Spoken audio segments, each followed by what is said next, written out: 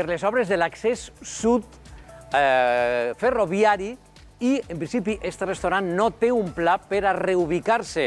La nostra companya Ainhoa Machí està allà mateix i estem especialment preocupats per la situació dels propietaris i també de les famílies que estan treballant en aquest restaurant. Ainhoa Machí, conta'ns com estan les coses en aquest assador 7 de juliol. Bona vesprada, Ainhoa.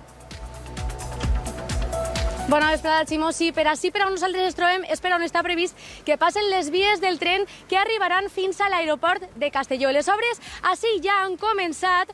Les grues indiquen l'inici d'eixes obres per a construir eixa infraestructura ferroviària i, per tant, tots els terrenys ubicats ací seran expropiats. Entre eixos terrenys es troba l'Asador 7 de Julio, el restaurant que està ací ubicat, un restaurant molt emblemàtic a la ciutat de Castelló, que du 21 anys en funcionament.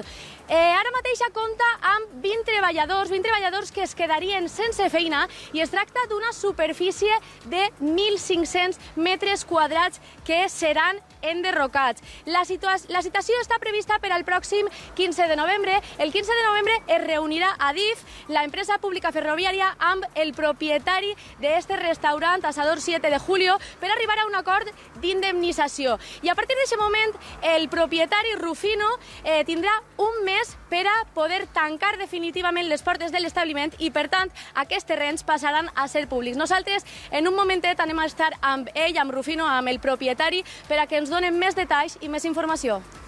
Gràcies, Ainhoa. Desitjant de conèixer i de saludar a Rufino, donant-li tot el coratge perquè la situació realment és